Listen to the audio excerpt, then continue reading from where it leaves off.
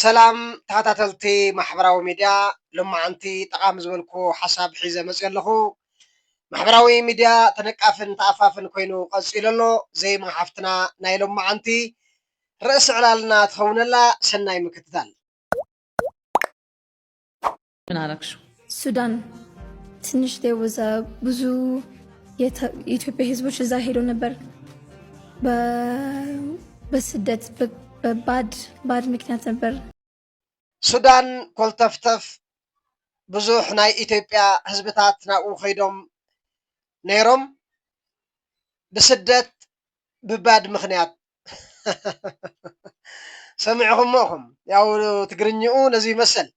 ናይ ኢትዮጵያ ህዝቢ መዓስ እዩ ናብ ሱዳን ከይዱን ተሰዲዱን ዝፈልጥ እቲ ብባድ ትብሎ ዘላኸ እንታይ እዩ ብባድ ምክንያት ድዩኸ ከይዱ ነይሩ ሓቂ ብሓሶት ክትዓብጥ ዝግበር ኮልተፍተፍከ ስለምንታይ ብዙሕ ሕቶታት ምልዓል ይከኣል እዩ መጀመርያ ግን ዘይማ መንያ ኣምባሳደር ኣሸንዳ ገይሩ ሰየማኸ መን እዩ ክምለስ ዘለዎ ነጥቢ ይመስለኒ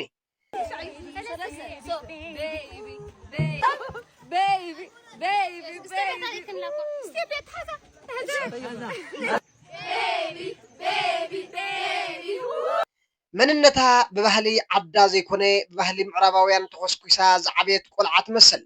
ማይክል ጃክሰን በጣም ይመቸኛል አንድ የሰራሽው ስራ አለ እኔም ሶሻል ሚዲያ ላይ ያየሁት ስለ ቋንቋ ባህላ ማሕበረሰባዊ ክብርታታን ትውፊታታን ዘይትፈልጥ ብመልክዕ ጥራሕ ኣምባሳደር ኣሸንዳ ዝብል ማዕረግ ዝሃበ ሰብ ተኸሳሲ እዩ ኣብዚ ባህልን ቱሪዝምን ትግራይ ኣበየለኹም ተሓተትኹም ዘይማ ክትፈልጦ ዝደለኽዋ ነገር ግን ኣሎ ሸር ኢልኩም ኣብፅሑላ 77 ዓመተ ምህረት ብጥሜት ምክንያት ተጋሩ ናብ ሱዳን ተሰዲዶም ከይዶም ነይሮም ሽዑ ከም ቆፅሊ ረጊፎም ድማ ካብቲ ብዙሕ ውሑድ ናብ ዓዱ ተመሊሱ 2013 ድማ ብባድ ምክንያት ከምቲ ንስኽ ዝበልክዮ ዘይኮነ ብመንነቶም ምክንያት ተጋሩ ስለ ዝኾኑ ጥራሕ ካብ ሞት ኣምሊጦም ክሳብ ሕዚ ናይ መከራ ህይወት ዘሕልፉ ዘለው ባዕልኹውን ከድኪ ዝረኣኽዮም ስለ ዝኾነ ንቐበራይ መርድእ ከይኾነና በዚ ክሓልፎ ኩልና ክንምልሶ ዝግባእ ሕቶ ግን ኣሎ ዘይማ ሕርርቲ ተቃላሲት ትግራወይቲ ነይራ ቪድዮታታ እስክንረኣዮም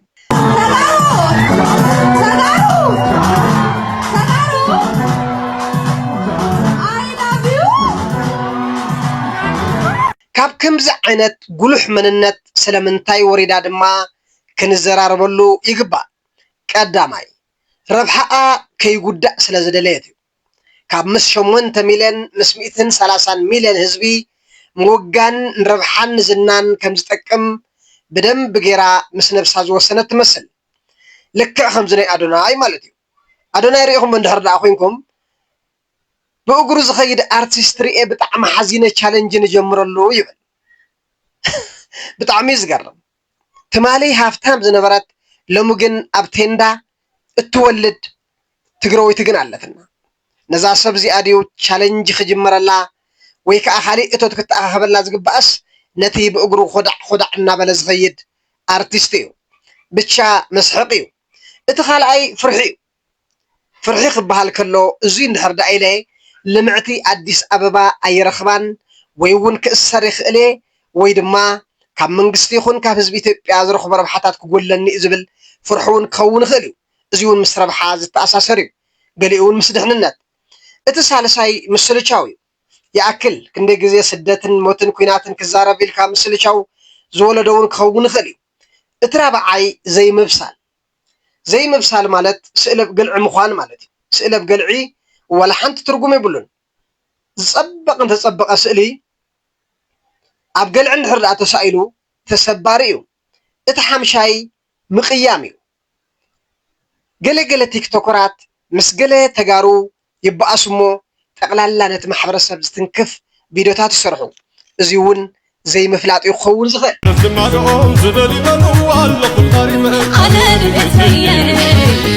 ኣነ ንቤተይ ባዝመፀኒ ትሕለብዛ ሂወተይ ኣብ መወዳእታ ግን ወሳኒ መልእኽቲ ኣለኒ ገዚፍ ሽም ዘለኩም ፀለውቲ ሰባት ኣብ ኩሉ ስራሕኩም ማናጀራት ግበሩ ብፍላይ ኢንተርቪው ኣብ ትገብሩሉ ግዜ ማናጀር ከድልየኩም እዩ ምስቶም ትገብሩሎም ቻናላት እውን ግልጽ ዝኾነ ምዝራብ ተትገብሩ እቶም ሕቶታት ተዝልኡኹልኩም ክትገብሮ ትኽእሉ ትገብሩ ዘይትገብሮ ከዓ ከይገበርኩም ተትተርፉ ይሓይሽ ብፍላይ ምስቶም ዩቱበራት ወይ ቻናላት ብግልጽ ተዘራሪብኩም ውሱናት ሕቶታት ንስኹም ትደልዮ ሕቶ ጥራሕ ተትምልሱ ጽቡቕ ይመስለኒ ተዘይ ኮይኑ ግን ማይክ ብዝሓዝካ ቁፅሪ ኣፍካ ዘምፀልካ ምዝራብ ብዙሕ ሓደጋታት እዩ ዘለዎ ቀፂለ ማንቲለ ዘሊላ ናብ መሬታ ክበሃል ሰሚዕኹም ዶ ትፈልጡ ኣብ ኣዲስ ኣበባ ዘለና ቲክቶከራት ሱርናን መሰረትናን ትግራይ እሞ ናብ ዓድና ነማዕዱ ዜርና ትግራይ እያ መፈጠርናን ዕትብትና ዝተቐበረላ መሬትናን ታሪክ መንነት ዘይብሉ ሰብን ሱር ዘይብሉ ገረብን ሓደ እዩ ይብሉ ባህሉ እዚ ትክክል እዩ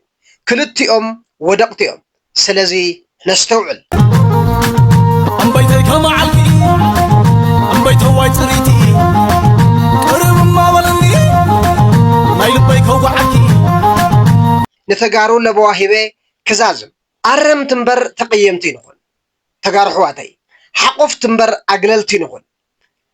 بحساب نقرط الطم بتقبار قنح قفهم شريلكم نابزي ما بصحلنا كالوتون كمهارلو سلزغنو يكر تحتيتا أب أمباسادرنا تحت كسل دما بتعقستي نصبه سابسكرايب زي قبركم أب يوتيوب تخلي برودكشن سابسكرايب قبرو أب فيسبوك كوم دما أب تيك تاك دما فلو بولنا سلام نقول لهم